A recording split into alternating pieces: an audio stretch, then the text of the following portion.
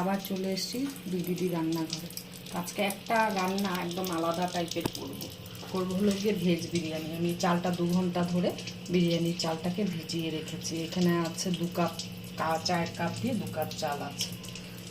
আর লাগবে হলো গিয়ে আলুটা আমি সেদ্ধ করে নিয়েছি হলো গিয়ে গোলাপ জল, কেওড়া জল আর মিঠা আতর দিয়ে আর একটু নুন দিয়ে। আর করবো সে লাগবে পনিরটাকে এরকম মোটা মোটা করে কেটে নিতে হবে। আর যেহেতু নিরামিষ করছি সেহেতু হলো গিয়ে এটার মধ্যে আদা বাটা, লঙ্কা বাটা আর টমেটো, এই 3টা বাটা, আর কাজু আর মগজ, আর এখানে হলো গিয়ে টক দই, ফেটানো টক দই। আর আমি কেশরকে দুধের মধ্যে ভিজিয়ে রেখেছি। আর লাগবে, যেহেতু বিরিয়ানি করব, বিরিয়ানি মশলা লাগবে। আর আমি হলো গিয়ে ফুটলি করে জলের মধ্যে এই যে সব মশলা দিয়ে জলটাকে ফুটাচ্ছি। এখন চালটাকে ছেড়ে দিব। জল ফুটে গেছে পুরো। আর একটা শুকনো লঙ্কা, 1 টুকরা দারচিনি, 2টো এলাচি লাগবে, ব্যাস এই লাগবে। আর নুন মিষ্টি তো লাগবে। তো এখন আমি চালটা ছেড়ে দিব। এই অবস্থায় এটা হয়ে গেছে, এটার ফ্লেভার চলে এসছে জলের মধ্যে।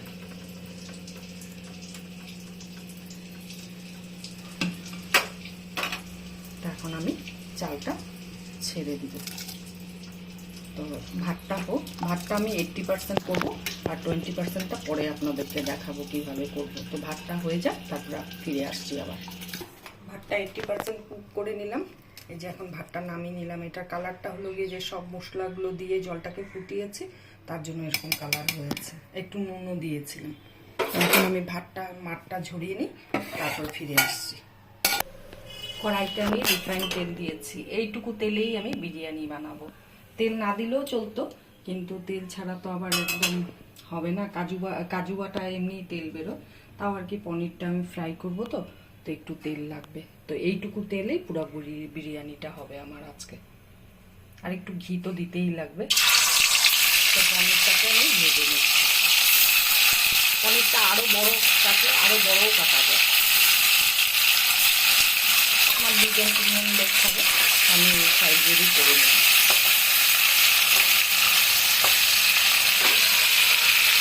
পনিরটা একটু লাল লাল করে ভাজবে।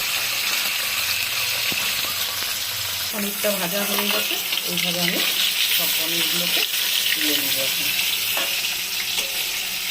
এই একই তেলে আমি খুব সহজ পদ্ধতিতে করছি আজকে। বিরিয়ানিও খাওয়া হয়ে গেল, আসলে গিয়ে খুব তাড়াতাড়ি চটজলদি একটা রান্না। তো এবার হলো গিয়ে তেলের মধ্যে একটা শুকনো লঙ্কা দিব ফোড়ন, গোটা এলাচ 2টো আর 1 টুকরা দারচিনি দিয়ে, আলুটা আমি ভাজবো না, এই মশলাটা দিয়ে দিচ্ছি। একটু নাড়াচাড়া করবো মশলাটাকে, কেন আদা লঙ্কা আছে সেই জন্য মানে একটা গন্ধ করবে। তো এটার মধ্যে দিব হলো গিয়ে একটু জিরের গুঁড়ো 1 চিমটি, আর দেবো হলো গিয়ে একটু ধনে পাউডার, সব অল্প অল্প। আর একটু দেবো হলো গিয়ে হলুদের গুঁড়ো, আর দেবো হলো গিয়ে একটু কাশ্মীরি রেড চিলি পাউডার, সবই সামান্য পরিমাণে দিয়ে এখন মশলাটাকে ভালো করে কষাবো। মশলাটার মধ্যে নুন দেবো স্বাদ অনুসারে, যেহেতু ভাত করার সময় 1 চামচ দিয়েছিলাম, এখন এই 1 চামচ দিলাম। আলু সেদ্ধ করার সময় দিয়েছিলাম, তো বেশি নুন আর দেবো না। এই যে এইটুকু দেবো, 1.5 চামচ দিলাম নুন। আর দেবো হলো কি চিনি, 1 চামচ দিলাম, আর একটু দিলাম, কেন কি দই পড়বে তো টক হয়ে যাবে। এখন হলো গিয়ে এটা নাড়াচাড়া করে এই যে কাজু মগজ বাটাটা দিয়ে এই মশলাটা কষানো হয়ে গেছে। এখন এগুলো দিয়ে দিব।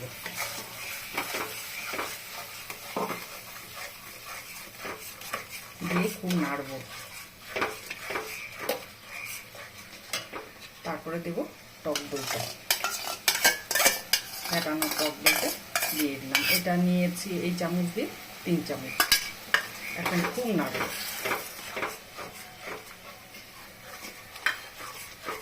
নাহলে দইটা ফেটে যাওয়ার চান্স আছে।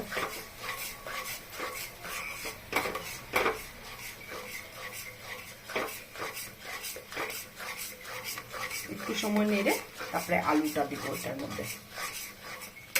আলু দিয়ে পুরো মশলাটাকে কষাবো আমি। গ্যাসের আঁচটাকে একটু কমিয়ে দিলাম। এখন তেল ছাড়া শুরু হয়ে যাবে, যেহেতু কাজু, মগজ, টক দই করেছে। খুব সামান্য তেলেই আমি এটা রান্না করছি আজকে।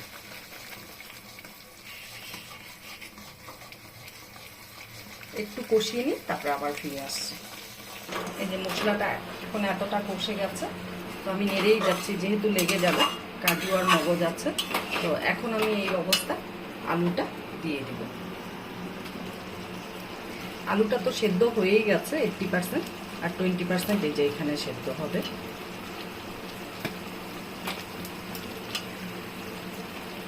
আর দুটা জিনিস অ্যাড করব। একটা হলো এখানে একটু বিরিয়ানি মশলা দিব হালকা, আর দেব হলো গিয়ে একটু গরম মশলার গুঁড়ো। তো আলুর মধ্যে ফ্লেভারটা আসবে ভালো। তো এখন আমি একটু নাড়াচাড়া করে ঢেকে দিব ভালো করে। এখন মিনিট 5-এর জন্য গ্যাসটা কমানো থাকবে, ঢাকা থাকবে চাপা। কষানো হয়েই গেছে মোটামুটি। এই যে আলুগুলো দেখেন সেদ্ধ হয়ে গেছে সুন্দর, প্রত্যেকটা আলু সেদ্ধ হয়ে গেছে। এবার পনিরটা দিয়ে দিব, দিয়ে একটু নাড়াচাড়া করব।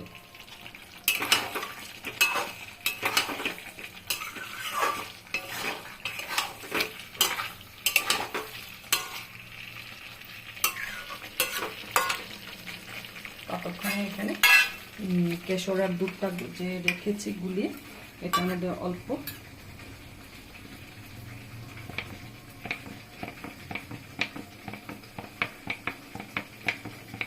গোলাপ জল দিলাম, এটুকু।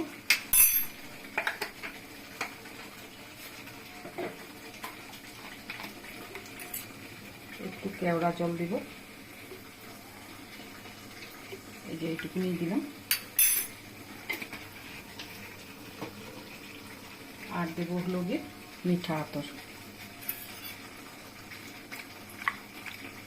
মিঠা আতর বেশি দেবো না, ভালো লাগে না মিঠা আতরের বেশি ফ্লেভারটা, অল্প দিলাম। দিয়ে তিনটাকে সুন্দর করে মিশ্রণটাকে মিলাবো।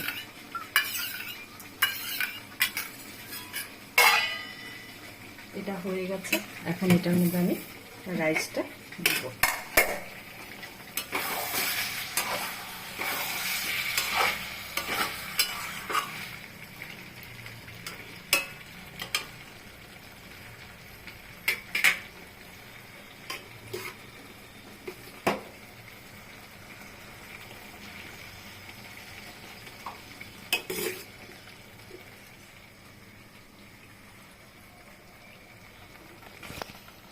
উপর দিয়ে আমি বিরিয়ানি মশলা দিব।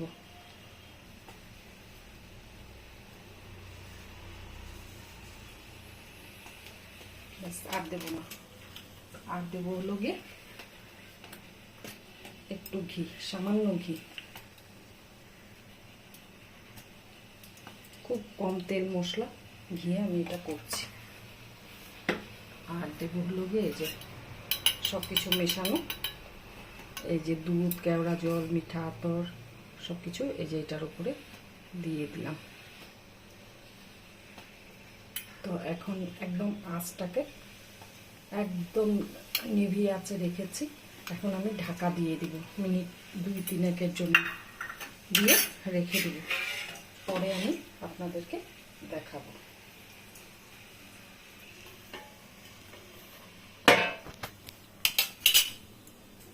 2 মিনিটের জন্য রেখে দিলাম। আর বিরিয়ানিটা হয়ে গেছে, এখন আমি ঢাকনাটা খুলে নেব।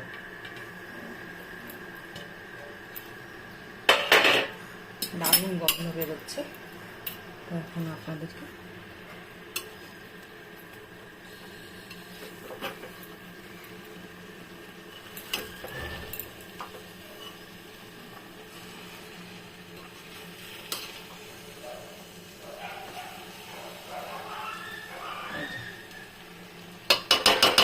নাড়া দিব না বেশি, যেহেতু পরে খাবে, তো পরেই নাড়বো এটাকে, ভেঙে যাবে গিয়ে পনিরগুলো।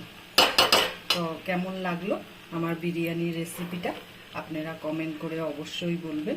ভালো লাগলেও বলবেন, খারাপ লাগলেও বলবেন। আর নতুন বন্ধুরা এখনও যদি চ্যানেলটাকে সাবস্ক্রাইব না করে থাকো, প্লিজ প্লিজ সাবস্ক্রাইব করবেন। আর পুরনোরা তো দেখছেন এই ভিডিও, পুরো ভিডিওটা দেখবেন। খুব কম তেল মশলায় আমি এই বিরিয়ানিটা নিরামিষ দিনের জন্য বানালাম, একদম নিরামিষ ভুজিরা খেতে পারবে। তো রাখছি, টাটা।